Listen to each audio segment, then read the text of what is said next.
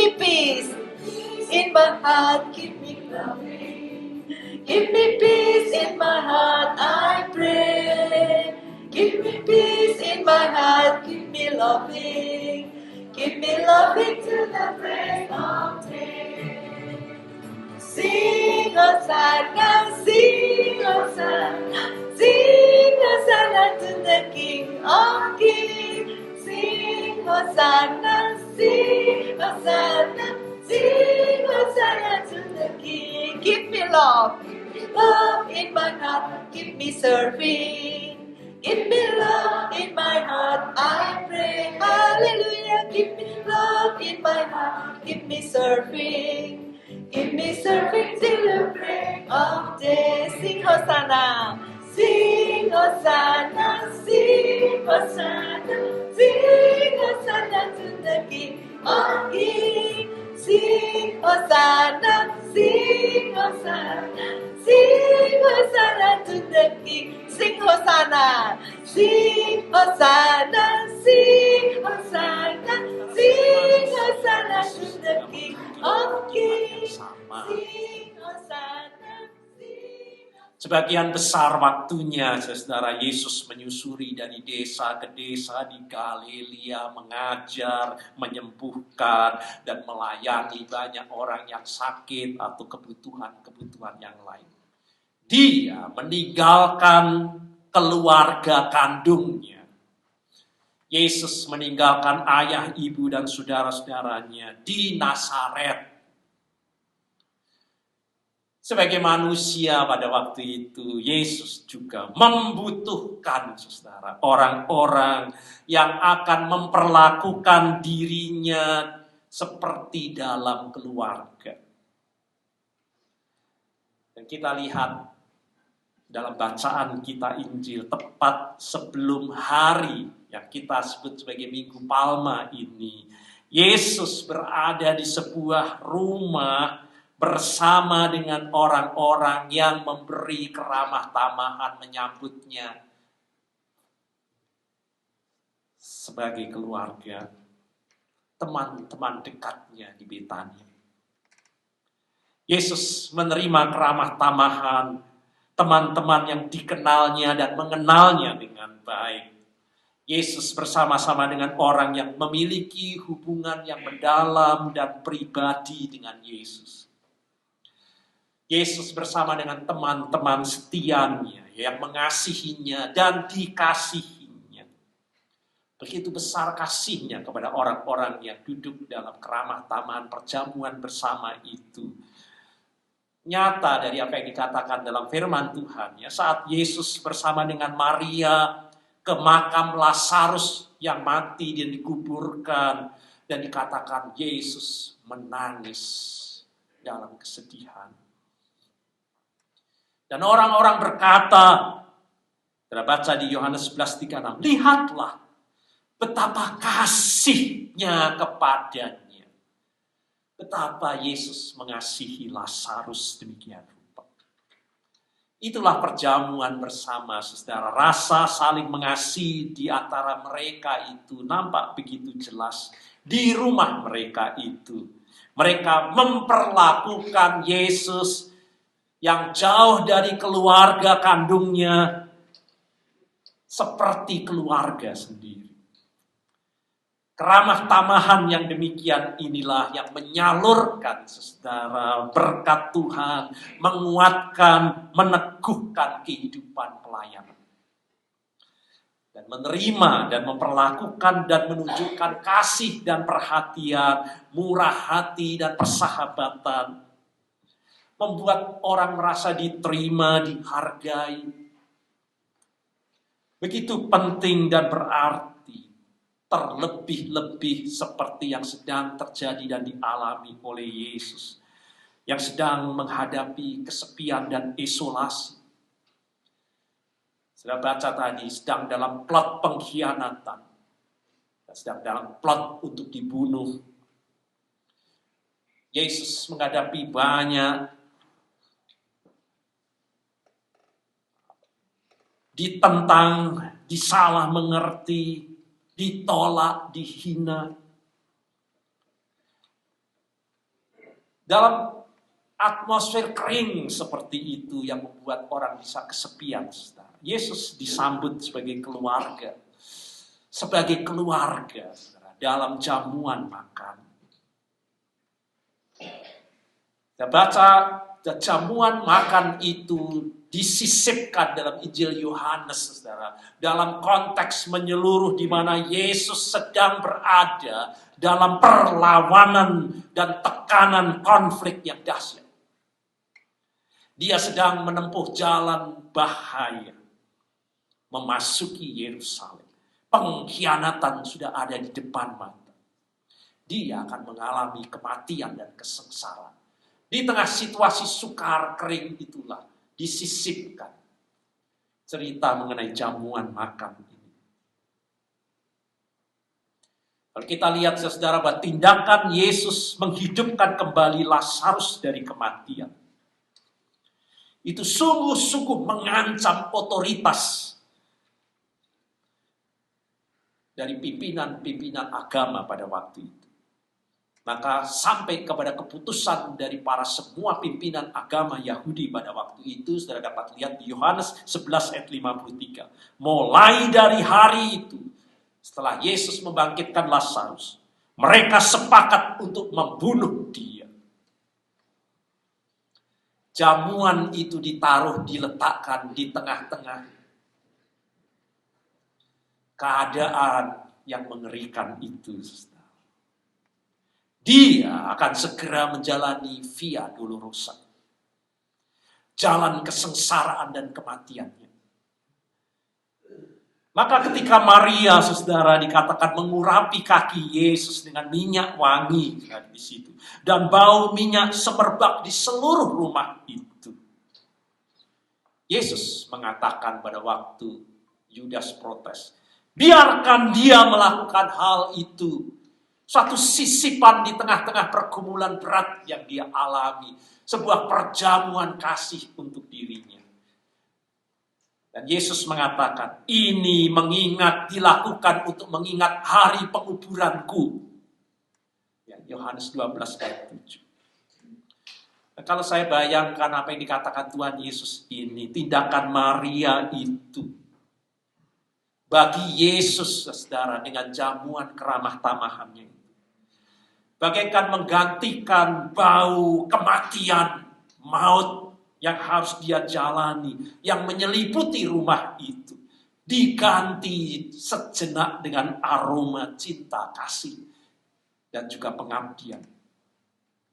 Sebuah keramahan kasih yang sangat berarti bagi Yesus saat menjalani via dolorosa. Dia yang sedang dalam kepedihan oleh karena pengkhianatan dan juga bayang-bayang maut. Dan saudara, kita manusia, dan kita tahu apa yang dialami Yesus sebagai manusia. Saat kita dalam pergumulan, kita membutuhkan orang yang mau bersama dengan kita. Ada waktu-waktu dalam kehidupan kita ini, kita tidak dapat menjalani sendiri. Ada kalanya, saudara, hidup sungguh terasa berat. Getsemani menunjukkan betapa beratnya yang harus ditanggung Tuhan. Sehingga digambarkan tetesan keringatnya, ketakutannya itu seperti darah. Dalam kondisi seperti itu, manusia membutuhkan teman dan sahabat yang mau bersama dengan dirinya. Dan kisah itu menjadi nampak jelas kalau kita baca dalam kisah yang lain. Saudara, kalau sudah baca di Markus pasal yang 14 ayat 32 sampai dengan 42, Yesus berada di puncak beban berat dan dia harus menuju kepada doa yang serius dengan Bapanya di Getsemani untuk menanggung cawan yang harus ditanggungnya itu. Penganiayaan dan penderitaan untuk menggantikan dosa dan maut manusia. Kita baca Yesus sungguh membutuhkan teman. Dia memang hendak berdoa dan mencurahkan isi hatinya kepada Bapanya. Namun Markus menyatakan dia membutuhkan teman, yaitu murid-murid terdekatnya. Maka dia mengajak Petrus, dia mengajak Yakobus dan Yohanes. 3 murid yang terdekat dalam Tuhan. Untuk berdoa bersama. Berjaga-jaga. Tidak sanggupkah 1 jam saja? Sungguh berarti buat Tuhan. Untuk dapat mendampingi dan menyertainya dalam pergumulan yang berat seperti. Tidak sanggupkah 1 jam saja berarti buat aku. Untuk menemaniku dalam pergumulan itu. Maka saudara, kita lihat apa yang terjadi dalam jamuan yang seperti tetes air sejuk di tengah-tengah padang gurun yang harus dijalani Tuhan. Ternyata Marta sibuk memilih untuk mempersiapkan perjamuan itu. Tetapi Maria, saudara, memilih untuk mengambil peran sebagai seorang murid yang tidak boleh dilakukan oleh wanita. Itu hanya boleh untuk laki-laki. Tetapi Maria masa bodoh dengan semuanya. Dia duduk di kaki Tuhan dan siap membuka hatinya untuk Tuhan dan mendengar pengajaran Tuhan. Dan sampai hari ini, saudara, firman Tuhan ini menjadi teladan terbaik. Menjadi teladan terbaik dari pemuridan yang sejati. Sebelum Yesus memberi instruksi, Maria sudah tahu apa yang harus dia lakukan. Tidak usah disuruh, tidak usah diperintah. Tidak usah dipanggil-panggil. Dia langsung datang, duduk dekat dengan kaki Tuhan Yesus. Ia memilih tempatnya untuk membuka hati dan sikap sebagai seorang murid untuk mendengar dan menyambut pengajaran dari Tuhan. Dan sudah tahu, inilah ekspresi yang diinginkan Tuhan. Inilah ekspresi yang diinginkan Tuhan. Saat kita membuka diri kita, seperti Maria, seperti Marta, seperti Lazarus, bahwa kita membuka diri kita, menyambut Tuhan untuk datang, dan kita mau memberi keramah tamahan, dan kita mau menyatakan kasih kita kepada Tuhan. Ekspresi yang terbaik kalau kita mengasihi Tuhan dan mau bersama-sama dengan Tuhan dalam jamuan adalah menjadi murid apapun resikonya. Itulah ekspresi yang paling menyukakan Tuhan. Menjadi muridnya, itulah respon cinta kasih kita kepada Tuhan yang dikehendaki Tuhan.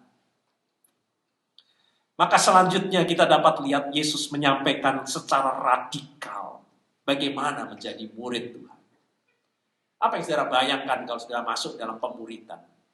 Belajar Alkitab, dan berapa banyak orang kemudian setelah belajar malah kemudian banyak berselisih, berdebat satu dengan yang lainnya karena pengajaran dan sebagainya. Apa itu artinya menjadi murid, saudara? Yang dikehendaki Tuhan. Kalau kita sungguh-sungguh mau memberi kasih kita kepada Tuhan, Tuhan menghendaki jadilah murid. Itulah ekspresi cinta kasih kepada Tuhan yang kita berikan kepadanya. Dan Yesus, saudara, menyampaikan secara radikal. Maka disebut sebagai khotbah perpisahan. Semua bicara mengenai pemuridan. Sedangkan di awal, Yesus banyak berbicara mengenai khotbah di bukit. Mengenai banyak etika dan kehidupan manusia. Tetapi masuk di hari terakhir, ini disebut sebagai khotbah perpisahan. Panjang Tuhan Yesus menyampaikan. Tetapi semuanya bicara mengenai pemuridan, saudara. Dan secara radikal Yesus menyampaikan, inilah yang dikehendaki kalau kita sungguh-sungguh mau menyatakan cinta kasih dan kita mau menjadi murid. Apa artinya menjadi murid? Apa artinya kita masuk dalam proses pemuridan itu? Saya bacakan Yohanes 13:35. Semua orang akan tahu bahwa kamu adalah murid-muridku, yaitu jikalau apa? Yaitu jikalau kamu saling mengasihi. Jika kamu saling mengasihi. Darah ekspresi cinta kasih Maria dan Marta harus diekspresikan dengan pemuritan. Dan pemuritan itu berarti kalau kita hidup saling mengasihi. Kalau saudara belajar Alkitab, saudara belajar firman Tuhan, hasilnya bahkan bukan saling mengasihi, lalu bertengkar, berselisih, pecah karena perdebatan dan sebagainya. Saudara tidak memasuki hakikat dari pemuritan. Pemuritan itu puncaknya membawa kita hidup untuk saling mengasihi. Dan saat ditanya perintah Allah apa yang terbesar, Yesus berkata, kasihlah Tuhan Allahmu dengan segenap hatimu, dengan segenap jiwamu, dan dengan segenap akal budimu, dan dengan segenap kekuatanmu. Itulah yang sedang dilakukan oleh Maria, Marta menjamu Tuhan. Tetapi yang kemudian Yesus katakan yang sama dengan itu, yang kedua adalah kasihilah sesamamu manusia seperti dirimu sendiri. Tidak ada hukum lain yang lebih utama dari kedua hukum ini. Dan itulah proses pemuritan seumur hidup yang harus kita terus belajar untuk melakukannya. Untuk menjadi murid Tuhan. Namun, saudara, izinkan saya untuk menutup. Apakah itu yang disampaikan Tuhan sudah cukup dalam proses panjang khotbah perpisahan mengenai pemuritan ini? Yesus, saudara, masih menambahkannya lagi. Apa artinya menjadi murid Tuhan itu? Kita lihat di ayatnya yang ke-12, 14 di Yohanes 15. Inilah perintahku. Kalau kita sungguh-sungguh mau menjadi murid Tuhan, yaitu supaya kamu saling mengasihi, bukan hanya tanpa teladan, seperti aku telah mengasihi kamu. Kasih kita satu dengan yang lain, bukan dalam ukuran kita, tetapi kita harus mampu melakukan kasih seperti Allah sudah mengasihi kita ini. Dan tidak ada kasih yang lebih besar daripada kasih seorang yang memberikan nyawanya untuk sahabat-sahabatnya.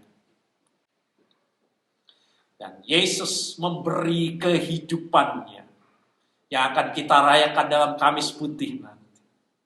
Dan itulah teladan yang harus kita ikuti dan kita lakukan. Kalau kita sungguh mengasihi Tuhan dan kita sungguh mau menjadi murid Tuhan. Maka saudara, saat semakin dekat kita dengan perjamuan terakhir Kristus, di mana kita semua diundang untuk hadir dalam Kamis Putih nanti, kita diajak dengan sungguh untuk merenungkan praktek perjamuan Tuhan yang akan kita lakukan. Kristus sungguh-sungguh adalah tuan rumah perjamuan. Bukan saya yang mengundang saudara, saya termasuk baik para pelayan maupun semua anggota jemaat, kita diundang. Dan tuan rumah perjamuan itu adalah Tuhan Allah sendiri. Kita, saya dan saudara adalah tamu-tamunya dalam perjamuan. Namun, selanjutnya dalam perjamuan itu, Kristus menyerahkan dirinya bagi kita. Seperti yang akan kita terima. Kita akan makan roti dan berbagi cawan. Kita menerima Yesus, kasih dan anugerahnya dalam kehidupan ini. Dan lebih kita menerima tubuhnya. Dan selanjutnya kita dipanggil untuk menjadi tubuhnya. Kalau kita menerima tubuhnya, kita pun kemudian dipanggil untuk menjadi tubuhnya. Tubuhnya yang hadir di dunia ini. Itulah pemuridan, saudara. Yaitu menjadi murid-muridnya. Yang menjadi tubuh Kristus yang hadir di dunia ini. Yaitu untuk menyampaikan kepada orang lain kasih yang sudah kita rayakan dan kita hayati melalui tubuh dan darah Tuhan itu. Kasih semacam itulah yang harus kita hadirkan dalam kehidupan di dunia ini. Maka saudara, mari kita jalani kehidupan ini. Sungguh sebagai murid Tuhan, untuk berbagi keramah tamahan, cinta kasih satu dengan yang lainnya, dengan menunjukkan kehadiran di tengah pergumulan banyak manusia dalam kehidupan, perhatian kita, kepedulian kita, cinta kasih kita, doa-doa kita. Dan itulah tanda bahwa kita mengasihi Tuhan dan kita adalah murid-murid Tuhan. Amin.